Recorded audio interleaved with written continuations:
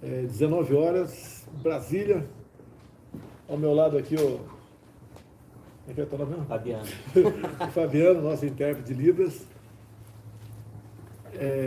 Uma boa notícia, não vou entrar em detalhes com mais profundidade. Estava ouvindo agora o Pingo nos Is, falando do meu assessor Tércio, rotulado pela mídia nossa como o integrante, né, o chefe do gabinete do ódio, aquele que produz notícias, sim, fake news, bombásticas.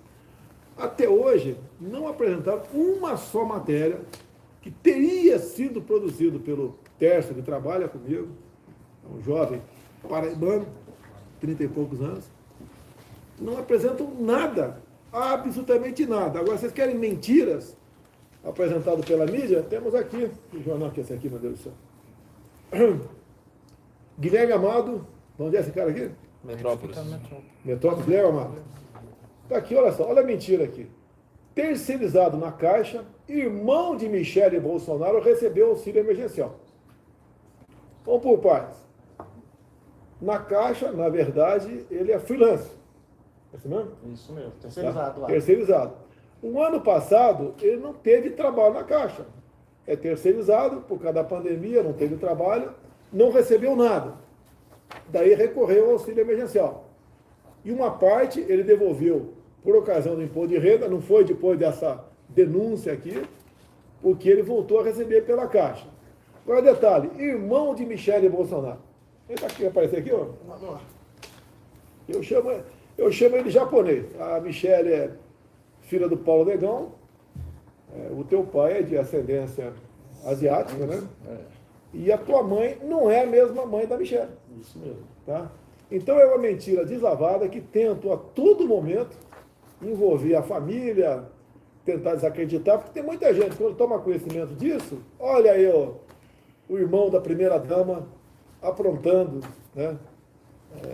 Recebendo auxílio emergencial sem ter direito para tal. Então, só uma deixa aqui, gente. Esse mesmo jornalista, esse Eduardo, não sei o sobrenome do... Torres, aqui? Não, Eduardo, jornalista que compôs a matéria, ele já conhecia a história, ele fez uma entrevista comigo em 2018, e na época eu já tinha narrado para ele explicar a situação, que o meu pai, que a gente chama aqui, todo mundo é irmão, mas o meu pai de fato é meu padrasto, ele é irmão de fato do meu irmão Diego e da Michele, primeira-dama. O seu padrasto, o meu padrasto é irmão da Michele e irmão do Diego. É igual na CPI, pintou o nome da Michele na CPI, já botaram a primeira-dama Michele Bolsonaro, minha esposa negociando vacina.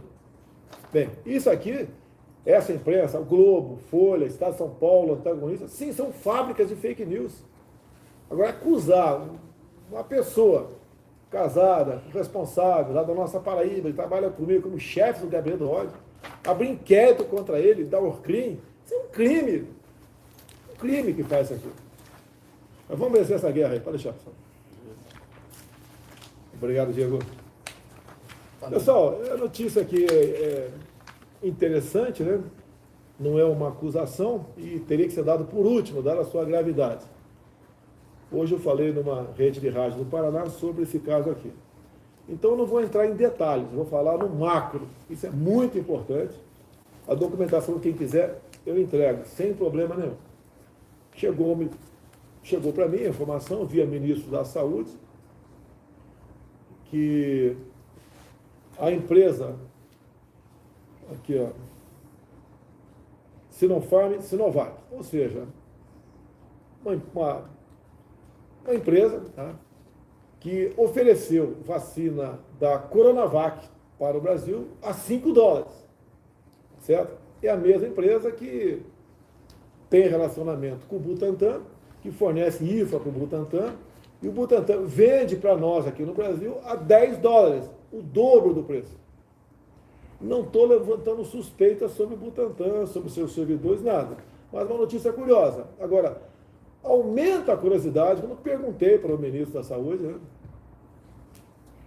qual é a planilha de preço do Butantan. Ele falou, presidente, nunca deram para nós. Sempre negaram nos apresentar a planilha de preço. Mas peraí, você não sabe, é do Butantan. Você não sabe quanto custa o IFA, não sei o quê, não sei o quê, não sei o quê. Não temos essa informação, eles não fornecem para nós.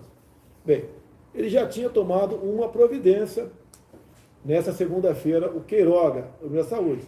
Ele havia oficiado a CGU, a Controladoria Geral da União, porque a empresa aqui, Sinopharm, Sinovac, havia oferecido para nós a vacina do Butantan, que custa para nós $10, ofereceu para eles a vacina completa por $5. Então, o Queiroga também oficiou o Butantan poder nos explicar. Quem sabe tem uma justificativa, porque para nós vende por 10, se a empresa que fornece o IFA é a mesma que agora quer entregar a vacina pronta para nós por metade do preço por parte do Butantan. Nós estamos em guerra. Não podemos pensar, não quero nem imaginar superfaturamento, não quero nem imaginar. Bem, também conversei com o Queiroga, falei, oficie o Ministério da Justiça. Foi feito ontem.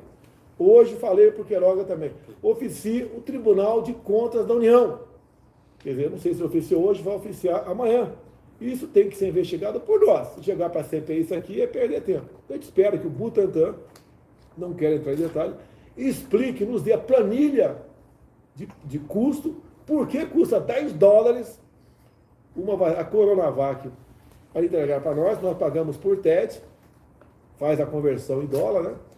E por que a empresa lá de cima, que fornece o IFA também, né? É chinesa, cobra, que agora oferece para nós vacina a $5. Vamos lá, vamos esperar aqui ao posicionamento do Butantan, tá? E bem como vai interpretar isso, em especial a CGU e o Tribunal de Contas da União. Os documentos estão à disposição, se alguém da imprensa quiser, né? Não é qualquer da imprensa, não. A imprensa, aquela imprensa marrom não tem. A imprensa séria quiser, ou televisão, estamos prontos a entregar isso aqui. Curiosidade aqui, né? Vacina contra o HIV já está em teste no Brasil. Alguém se lembra quando é que apareceu o HIV no mundo? Se eu não me engano, no início dos anos 80.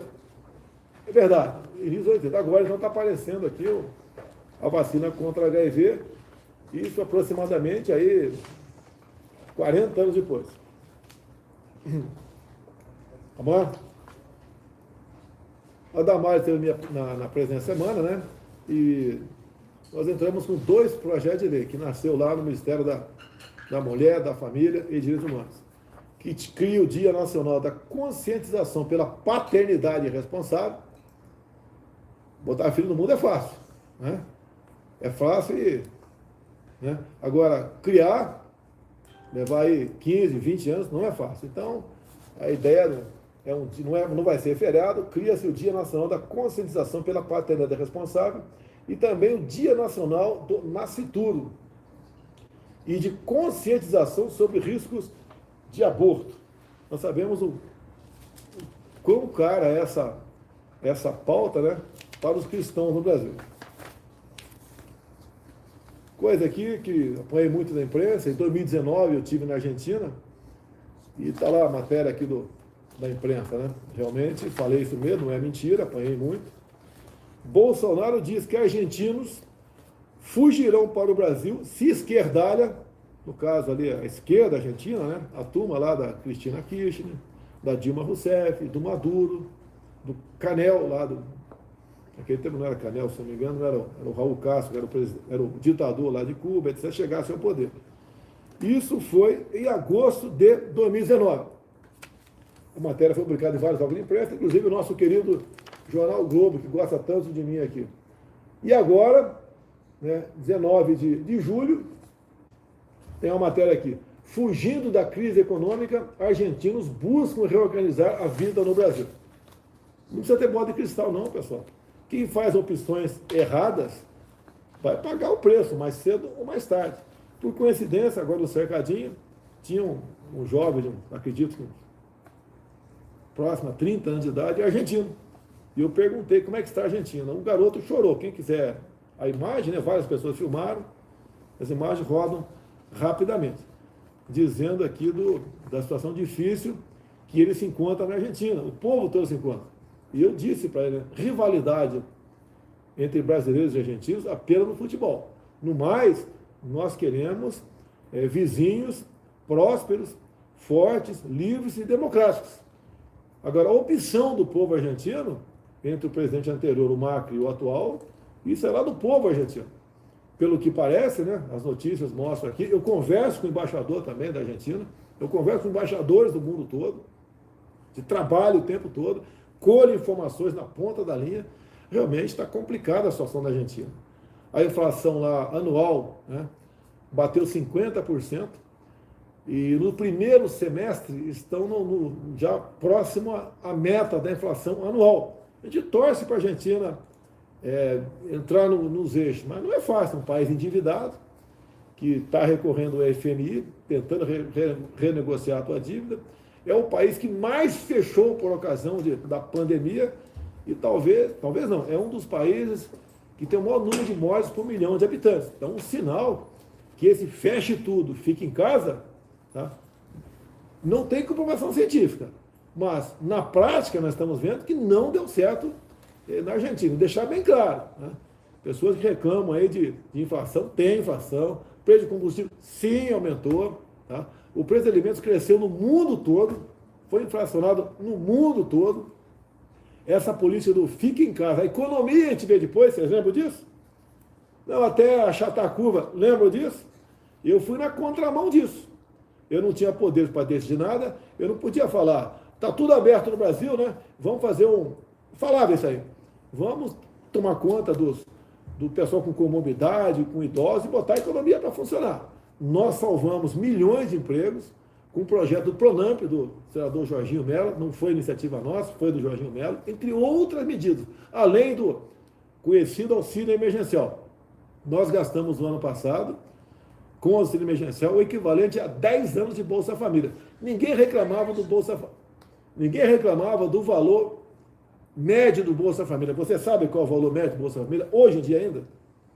Bem, R$ 192. O emergencial foi lá para 600. A última emenda apresentada no Congresso, que foi de R$ 600, foi lá do Major Vitor Hugo, líder do governo na época, que jogou para R$ 600 o valor da extinta emergencial.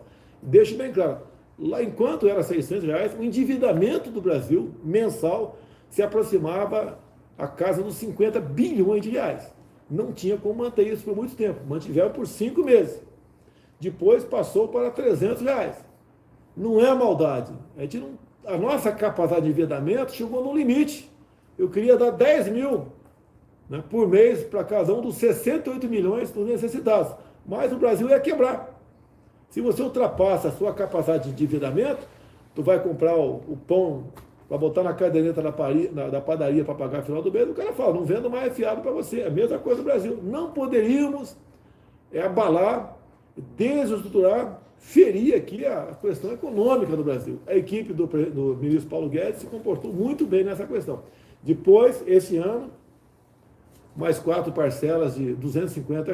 Estamos trabalhando para que o Bolsa Família, a partir de novembro, ultrapasse, né, a casa dos R$ 300. Esperamos que isso seja possível, sem furar teto e sem aí aumentar o nosso endividamento, porque todo ano nós terminamos o ano devendo algo mais, né, do que o Brasil arrecadou.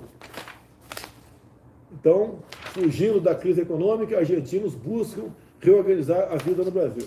Pessoal, eu não vou pedir para ninguém ir lá para Pacaraima, Roraima, divisa com a Venezuela. São centenas de pessoas que chegam diariamente ali, são acomodadas pelo Exército Brasileiro, uma operação chamada de acolhida. Agora, quando as ditaduras vão tomando conta do país, o povo vai perder a sua liberdade, a classe mais alta vai para algum lugar. Na Venezuela foi para os Estados Unidos, foram para o Chile, foram para a Argentina. Tá? A classe menos favorecida um pouco foi ali para a vizinha ali, Colômbia, para outros países. E os mais pobres agora fogem a pé para o Brasil. A grande maioria são mulheres que carregam do seu lado, de mãos dadas, com 2, 3 filhos, com uma trouxa de roupa na cabeça. E são mineradas ao longo da viagem a pé. O que é minerada? O pessoal pega a grana deles. Tá? Que a Venezuela virou a terra de ninguém. Lá tem grupos terroristas, tem outros países que também atuam lá dentro. E olha que é um país riquíssimo de petróleo e ouro. O que o então Chaves fez? E deixa bem claro, Chaves, quando ganhou a eleição em 99, era quase uma unanimidade. Ele criticava Fidel Castro, ele elogiava a liberdade econômica dos Estados Unidos, depois ele foi indo e enveredou por outro caminho.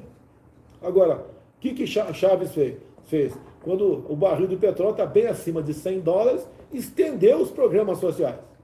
Aí quem não quer programa social, né? O valor todo mês é na sua conta. Estendeu. Não apenas para quem não precisava, para quem não precisava também. E parte da população acreditou nisso, achando que o paraíso nunca ia se acabar. Acabou. Quando o dólar baixou baixou bastante, na casa dos 30, o petróleo, na casa dos $30, caiu a realidade, não tinha como manter aquilo. Você vê os protestos lá em Cuba. Em grande parte, qual é a preocupação do povo cubano? Além da liberdade daqui, que é o oxigênio, tá? Que é a alma do ser humano, pedindo remédios, alimentos e energia. A energia de Cuba é aquela que vem do combustível fóssil. E tem diminuído o envio de petróleo da Venezuela para Cuba. Então falta energia. E o povo foi para as ruas. Então a garotada lá em Cuba, os jovens em especial, estão morrendo por liberdade. Aqui no Brasil tem uma parcela da garotada aqui que está fazendo de tudo para perder a liberdade. Deus salve o povo cubano.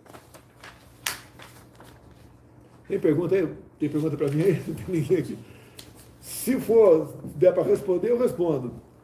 Aqui, curiosidade aqui. O presidente francês, Macron, né, anuncia que a partir de 1º de agosto, agora, as pessoas não terão permissão para comprar alimentos em supermercados, a menos que sejam vacinadas.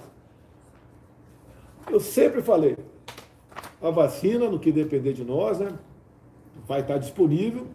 Agora, não será obrigatória. No que depender de mim, a vacina não será obrigatória. Vamos supor que chegue um projeto do parlamento obrigando a vacina. Você vê, a Coronavac não tem comprovação científica, ainda está em fase experimental. É um crime. Vamos supor que alguém apresenta o projeto, passa, a gente veta aqui. E a palavra final pertence ao parlamento brasileiro. Agora, vocês estão vendo cada vez mais a importância de escolher bem candidatos por ocasião de eleições. Inclusive para vereador. Muitas vezes a pessoa não dá bola para o vereador, vota numa pessoa qualquer. Tá? Olha o que aconteceu em Araraquara. Reelegeram o prefeito.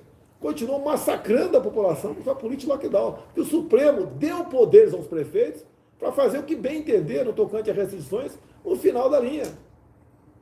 E o vereador de hoje é o deputado estadual de amanhã, o federal, o senador, e o presidente da República, até porque eu fui vereador pelo Partido Democrata Cristão nos anos de 89 e 90, lá no Rio de Janeiro. E me elegi federal em 90, e assumi em 91 deputado federal pelo Partido Democrata Cristão, que deixou de existir porque fusões foram sendo realizadas, né? E partidos vão se virando aqui para conseguir o seu espaço. Então a importância de votar. Tá? A gente vê muita gente reclamando, o decreto do prefeito aqui é terrível, é uma ditadura, decretou toque de recolher. Eu conversei com essas pessoas, procure seu vereador, ele apresenta um projeto de decreto legislativo contra aquele decreto, ou parte do decreto do prefeito. E corre atrás dos vereadores, né, que são 9 no mínimo, 55 no máximo, né, para que votem a favor ou contra o projeto legislativo, para revogar ou não aquelas medidas feitas pelo prefeito. Bem, não tive informações, pode ser que tenha acontecido, mas não tive informações que tenha ocorrido isso em nenhuma das quase 5.700 prefeituras do Brasil. Olha a importância de você botar vereador que tenha altivez, que corra atrás. Tínhamos a pandemia, ainda temos, infelizmente, tá? Mas sempre disse, temos que enfrentar a pandemia. Não podemos ficar embaixo da cama. Tem gente que tem poupança, tem salário definido, é servidor público, né? Ele pode ficar em casa, mas a grande maioria da população não pode ficar em casa. E as medidas restritivas tiravam o direito de ir e vir, tiraram o direito ao trabalho, até vetaram a questão de tempo de fazer culto aí, realizar missa, né, em tempos religiosos. Até isso fizeram. Não tive conhecimento, se alguém tiver, por favor, nos comunique, né, de que alguma Câmara Municipal tenha, por exemplo, lutado para manter os cultos religiosos, ou para contra a proibição do direito de ir e vir, ou pelo direito ao trabalho. Nada disso aconteceu. E muitas vezes o cara na ponta da linha culpa quem? O presidente. É igual eu quero perguntar para você. O pessoal está reclamando do preço de gás da cozinha. Sim, tá. Ó. Você sabe quanto custa um gás de cozinha lá na origem? Lá na origem, tá? Sai a R$44. Você sabe quanto é o imposto federal no gás de cozinha? 0. Estou falando para você, gás de cozinha, imposto federal, 0. Eu zerei isso, foi esse ano? Foi esse ano. Eu pergunto para você, você sabe quanto é o ICMS do gás de cozinha? Procura saber. Da onde vem o gás de cozinha? Se está longe, está perto, onde você mora? Justifica o preço do frete? Justifica a margem de lucro do revendedor na ponta da linha? Vamos responsabilizar quem de direito, pessoal. Eu determinei ao presidente da Petrobras que botasse na sua página, né, o preço na refinaria ou nas refinarias do diesel e da gasolina. Você sabe quanto custa um litro de gasolina, em média, nas refinarias? Está R$6 em média a ponta da linha, 6. Quanto custa na origem da refinaria, em média, o litro de gasolina? Custa R$1,85. Justifica estar 6 na ponta da linha? Você sabe quanto é o PIS/COFINS, que é o imposto federal na gasolina ou no diesel? Você sabe quanto é o ICMS que o seu governador cobra na ponta da linha? Você sabe a margem de lucro das transportadoras? A margem de lucro do dono de combustível? Então, se vocês não souberem disso, apenas criticar o governo federal, a gente não vai chegar a lugar nenhum. Tem até uma passagem bíblica que diz: por falta de conhecimento, meu povo pereceu. Então, por falta de conhecimento, as pessoas criticam a pessoa errada. O que eu mais ouço por aí, por enquanto não sou candidato a nada, é não desista. Né? Dispute as eleições, que eu mais ouço. Agora, o que parte daquelas pessoas que me apoiam também fazem o tempo todo? Criticam. Olha a questão do fundão eleitoral. Foi uma bomba atômica. Está lá a fotografia do meu filho, do Eduardo, o outro filho, do Flávio, está a fotografia da Bia Kicis, está a fotografia lá da Carla Zambelli, da Aline Sleut. Todas aquelas pessoas que estão do meu lado, está a fotografia na internet, eles votaram o aumento do fundão. Isso é mentira. Eles votaram a LDO, Lei de Diretriz Orçamentária. É um projeto de lei na época, agora é um projeto ainda, que pesa 1 quilo. Dá para imaginar 1 quilo de papel. Houve um destaque para votar em separado um dos itens daquele 1 quilo de projeto de lei. E o presidente da Câmara, em exercício, atropelou. Não foi votado. Bem, eu peço que vocês reflitam sobre as críticas que fizeram em cima desses parlamentares e senadores. A crítica fizeram tocante a mim também. Alguns falaram que eu tinha um acordo para aprovar aquilo lá. O que eu decidi? Eu costumo esperar o tempo passar para tomar a decisão na hora certa. Eu tenho 15 dias para sancionar ou vetar um projeto de lei. Então, resolvi antecipar e falei que vou vetar o fundão. A palavra final vai caber ao Congresso brasileiro. Deputado e senador que, porventura, queiram manter os 5 bilhões e 700 milhões nos fundos partidários, ele vai lá e vota não ao veto. Se tiver 257 na Câmara, 50 e poucos no Senado, o veto é derrubado e fica valendo aí o indicativo por 5 bilhões e 700 milhões. Agora, o que não é justo é você criticar deputados e senadores que estão alinhados conosco como se fossem os carrascos, aquelas pessoas que queriam o fundo partidário naquele montante. Não é verdade. Não é verdade. Não pode, toda vez que pinta, lembra do caso do leite condensado? Cadê o leite condensado? Acabou a história. Uma bomba comprou 14 milhões de reais de leite condensado. Na verdade, foi um pouco menos do que isso, mas vamos supor que você fosse 14 milhões. O efetivo a ser alimentado com leite condensado era enorme. Forças Armadas, 300 mil. Sistema prisional, universidades. Né? Não é justo essa crítica. Tem que ter um pouco de entender um pouquinho o que está acontecendo para depois criticar. E se tiver errado, eu assumo o erro aqui. Agora, querer que eu participe de licitações para comprar leite condensado, ajuda aí. Arroz, feijão, óleo, açúcar, sal, ajuda aí. Etc. Eu vou chutar aqui 200 produtos, tá de brincadeira comigo. Pode ser que tenha um produto na ponta da linha que tenha sido comprado por R$1 milhão e pode ser que tenha alguma coisa errada nessa compra. Sim, pode ser.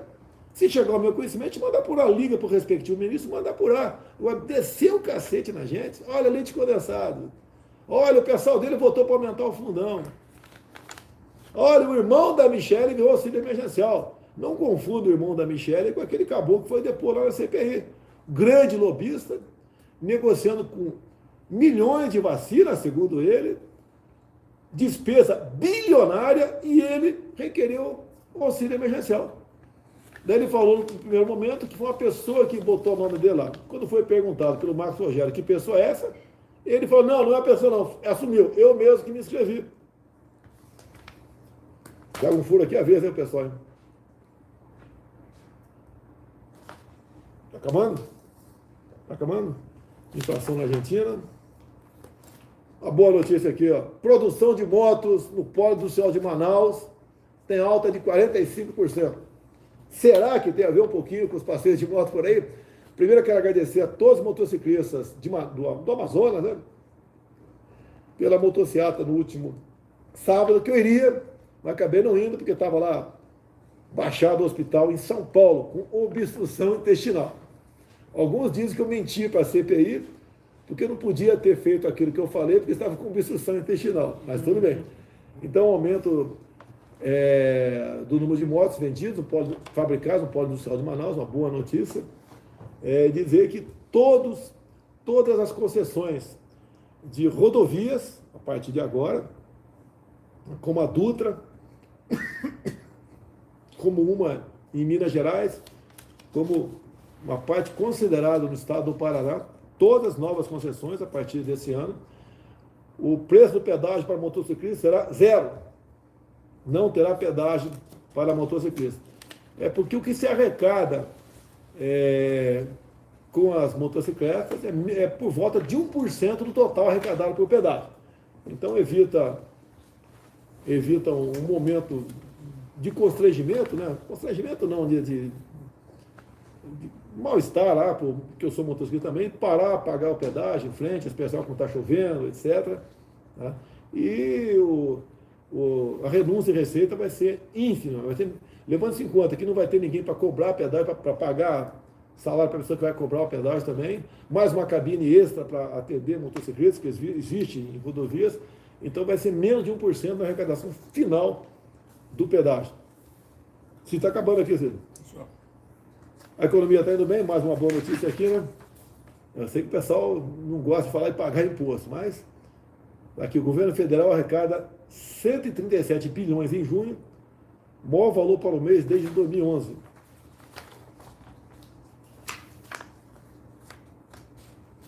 O pessoal da CPI está frustrado porque não acharam até agora um indício de corrupção do nosso governo. Eu não vou botar foto do deputado aqui porque não quero polemizar nada aqui. E daí, sim, acabou assim. Então, divulgar aqui, o pessoal dos Pingos está transmitindo nossa live, está aqui o nosso Facebook, YouTube e Instagram, juntos 67 mil. Pingo nos Is, 110 mil. Jovem Pan News, 30. Folha Política, 3. Foco do Brasil, 5. Patriota, 2. Aqui, em torno de um pouco mais de 200 mil pessoas assistindo a gente. A gente acredita que chega a 400 mil pessoas nos assistindo. O Jovem Pan Pingos fez uma pesquisa no dia de ontem, né? Quase que não aparece aqui o risco vermelho do sim. Bolsonaro está correto ao decidir vetar o aumento do fundão eleitoral? Deu correto sim, 99,7%. E 0,3% não. Então, é uma pesquisa inteligente por parte do Pingos que faz com que a população se manifeste realmente numa questão tão importante como essa. Uma pergunta também não, né? Você ouviu já ou não? Passou na censura aí? Vai, bota primeiro aí, vamos lá. Ó, se perguntar mal, eu encerro, eu não respondo nada aqui. Bolsonaro, o Lula declarou que o que houve em Cuba foi apenas uma passeata. O que o senhor acha desse tipo de visão? Obrigado.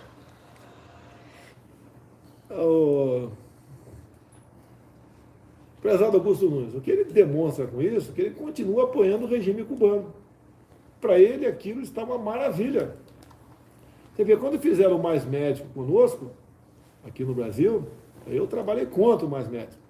Até porque em torno de 80% do salário ia direto voltava para Cuba, essa grana aí. E uma das cláusulas do contrato, Augusto Nunes, é bom te forçar pela memória, eu sei que você tem uma memória de elefante aí, né? Uma das condições para o cubano vir para cá, e o Brasil topou, era se algum cubano pedisse asilo, ele seria extraditado, o repatriado, voltaria para o seu país. E olha o que aconteceu. Quando, no segundo turno, anunciou a nossa vitória, eu não podia fazer nada naquele momento, eu seria presidente a partir de dia 1º de janeiro do ano seguinte. Mas antes de chegar a data da minha posse, os cubanos bateram em retirada. E eu falei durante a campanha, e confirmei depois também, que o cubano que porventura quisesse ficar no Brasil, eu daria asilo para eles. Eu não tenho o número exato aqui, mas chega, mais de 2.000 ficaram aqui no Brasil. Não quiseram voltar para o paraíso do Lula, o paraíso do pessoal socialista, não quiseram voltar para lá. Tá? Resolveram ficar no Brasil. E mais ele, o que eu falei? Né? E depois foi acertado com a saúde. Daremos um tempo a mais para eles ficar aqui num programa o Mais Médicos Semelhantes, por um tempo definido, e a partir daquele momento, poderiam trabalhar no Brasil como médico, desde que fosse aprovado no programa do Revalida. Agora, nunca é demais eu falar para a população brasileira que o Mandetta queria a todo custo e conseguiu, num projeto nosso, né, fazer com que a Câmara aprovasse, né, que as particulares, eu sei que tem excepcionais universidades particulares no Brasil, mas que as particulares, de maneira geral, pudessem praticar o teste de revalida. Eu vetei isso, o Mandetta foi lá no Congresso, trabalhou lá para derrubar o veto, sem a gente saber. E faltaram 4 votos para que o Mandetta conseguisse, então, seu intento de aprovar aí as particulares, todas a fazer a prova de revalida também. Então, Augusto Nunes, a mensagem aí do Lula, né, é uma prova que, para ele, o regime cubano está uma maravilha. Lá não falta energia elétrica, não falta alimentos, não falta remédios e não falta liberdade também. Você lembra, Augusto Nunes, teve um problema na Venezuela, no tempo do Chávez, né? E o Lula falou, na Venezuela pode faltar tudo, menos democracia. E eu não consigo entender como pessoas do Brasil esclarecidas, bem de vida, defendem, né, quem tem essas posições. Prepara o Cid. Quem tem essas posições. O que ele quer, no fundo, é roubar nossa liberdade. Vejam documentos do PT que falam de 2014, 2016, que falam análise da conjuntura. Ele é bem claro esse documento. Onde erramos? Uma das coisas que ele fala onde erramos, Augusto Nunes, tem a ver diretamente com vocês. Erramos de não ter um controle social da mídia. E não mudarmos os currículos das academias militares. Tá? E não promovemos os oficiais generais pelo critério democrático. Qual é o critério democrático para promover o oficial general? É ele pegar a lista lá dos coronéis, né, junta lá aqueles ministros que você conhece, o ministro dele, e ó, promove o João, não o Joaquim, promove o Pedro, não o Antônio. É esse o critério democrático dele? Não é pela vida pregressa, meritória do oficial? Então é o risco que a gente corre o tempo todo. E eu sempre disse, né, no tempo lá da esquerda, né, que eles batiam na gente, criaram comissão da verdade, o PT queria comissão da verdade. E eu falei lá, comecem analisando o sequestro, tortura e morte de Celso Daniel. Isso tudo é para desgastar as Forças Armadas, desacreditar as Forças Armadas perante a opinião pública, que eu sempre disse. As Forças Armadas são o último obstáculo para o socialismo. Se conseguir aí trincar as Forças Armadas, o caminho está aberto para o socialismo. E daí, o que é o socialismo? É o que vive lá, hein? Nosso pessoal em Cuba, né? Nossos irmãos em Cuba, nossos irmãos na Venezuela, por aí fora. Zé Maria, presidente. Hein? Zé Maria. Pois não, muito boa noite, presidente. Presidente, eu queria saber até onde vai esse acordo aí com o PP, a ida, o que significa a ida do senador Ciro Nogueira para a Casa Civil, se isso também tem a ver com a sua ida para o PP. Obrigado. Ô, Zé Maria, sempre tem muita especulação. Tá? Você pode ver, lá atrás, eu não fiz essa mudança ainda, mas lá atrás, quando nós tivemos 3 ministros e fizemos a dança da cadeira de outros 3, vocês só ficaram sabendo no dia. Esse agora eu discuti. Acreditamos que uma melhor interlocução com o parlamento seria um senador, e quando alguns falam em centrão, de forma pejorativa, o que a grande mídia quer é afastar políticos, né, do centro, mais ao centro de mim. São aproximadamente 200 parlamentares. Se eu abrir mão desses 200, sobram 300. Bem, não tem mais quórum para votar PEC. Desses 300, metade são da esquerda, que nunca vão votar conosco. Outros 150 são mais ou menos independentes ali. Tá?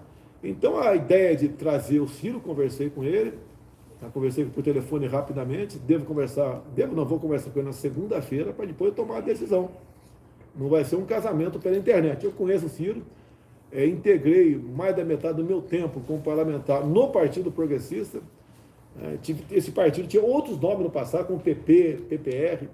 Então, eu acredito que tenha ficado no PP, né, em torno de 20 anos, e seria uma melhor interlocução com o parlamento brasileiro. Nada mais além disso. PP pode ser um partido para disputar uma possível, se eu vier candidato. Pode ser. No momento, não tem um partido ainda. Conversei hoje com o Zé Maria Mael. Uma conversa, um bate-papo. Ele está com 81 anos. Tá? Falou que pretende disputar a presidência a última vez pelo PSDC, né? Partido da Social Democracia Cristã. É um partido que não tem tempo de televisão, não tem fundo partidário. Então, apenas conversei com ele. E estou conversando, porque não é fácil você chegar num acordo com o partido. Não é fácil. Tá certo? Porque é um casamento. Se você tem chulé, Zé Maria, não pode, depois do casamento, a tua esposa reclamar do teu chulé. E você não reclamar que ela vai no manicure, no cabeleireiro todo dia também. Você não pode reclamar, já sabia como é que é o negócio. Então eu tenho que estar num partido que me queira, e eu quero um partido também, e ter a segurança, né, de tudo que nós combinarmos se fazer valer de fato. Então é isso. O Ciro, logicamente, vai nos ajudar. Tem vídeo correndo na internet que me chamou de fascista lá atrás. Sim, chamou.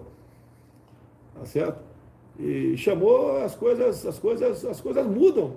Tá? Eu tinha posições no passado que não assumo, mas hoje mudei. Agora, nenhuma de forma radical. E quem está no Nordeste, né?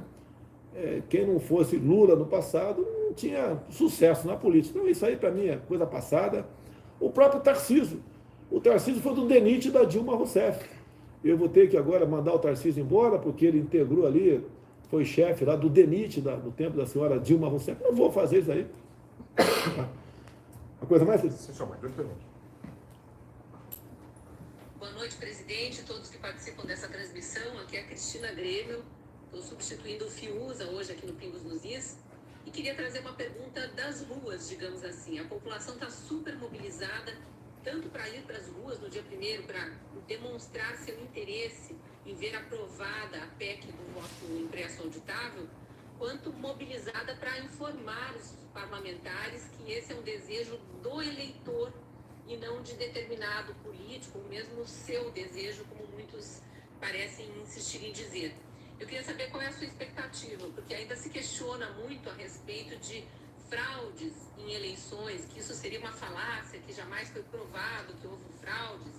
E eu sei que, inclusive, envolvem seu nome nisso, que o senhor teria que apresentar alguma prova. Qual é a sua expectativa? Pode haver realmente esperança ainda de que seja aprovado o voto impresso auditável? E a gente vai saber efetivamente se teremos um sistema mais seguro nas próximas eleições? Senhora Cristina, olha só, eu não sei onde a senhora mora, tá? Mas na tua residência, se a senhora pudesse botar mais uma tranca na tua casa, a senhora botaria ou não? Eu acho que botaria. É mais segurança que a senhora tem para dentro de casa.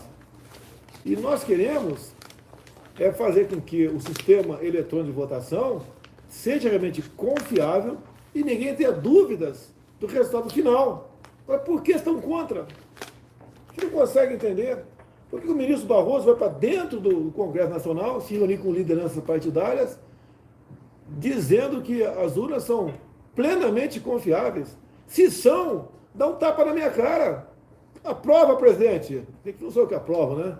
Ele pode até, vamos aprovar o voto impresso auditável, juntamente com a contagem pública do voto. Se o Lula tem 49% de intenções de voto, né, com voto auditável, impresso e com contagem pública, ele vai ganhar as eleições, segundo o Datafolha. Mas o que demonstra para a gente, o que está acontecendo é o seguinte, né? Tiraram da cadeia, tornaram elegível para ser presidente. De que forma? Pega o Instituto de Pesquisa, a Datafolha, que ninguém confia mais, mas está o tempo todo dizendo que o Lula é o cara. Com toda certeza, a desconfiança que traz para a população é que esse percentual vai ser acertado, vai ser convalidado depois lá entre meia dúzia de servidores, né, do TSE. Que eleição é essa, onde meia dúzia de pessoas têm as chaves criptográficas e mandam em todo o sistema, e eles apresentam o resultado, né, depois de sair de uma sala fechada, onde meia dúzia apura os votos. Está decidido agora, né? Estava passando mal ali o colega que ia fazer a apresentação. Na quinta-feira, dificilmente na sexta, com toda certeza, na quinta-feira da próxima semana, nós vamos ali mostrar, esclarecer das fragilidades do sistema e do que aconteceu no segundo turno das eleições de 2014. Se você vai poder acreditar ou não nesse sistema de votação. É muito comum quem está no poder arranjar uma maneira de se perpetuar no poder. Eu estou fazendo o contrário. Eu quero eleições limpas, transparentes. Porque, porventura, vamos supor que eu dispute eleições. Pode a esquerda falar que houve fraude? Pode. E vamos ter problemas. O pessoal vai na rua, vai fazer o lado deles, né? Quebra-quebra, etc. Pode acontecer, a gente quer evitar isso aí. Nós queremos nos antecipar a problemas. Outra coisa, quando eu vejo algumas autoridades tuitar que isso é uma questão política, né, certas outras pessoas não devem se meter nisso, eu quero dizer a vocês, isso é uma questão de segurança nacional. Eleições é uma questão de segurança nacional. Nós temos que ter certeza que quem for ganhar nas urnas, essa foi realmente a intenção do eleitor. E eu passo a faixa para qualquer um sem problema nenhum. Numa eleições limpas. Eu sempre aprendi ao longo de 28 anos de parlamento, mais 2 de vereador lá no Rio de Janeiro, 30 anos de vida pública, que a democracia não tem preço. Gaste-se o que for necessário. Mas o voto tem que haver. E eu digo, tem que haver eleição, tem que haver voto. Mas eleição transparente.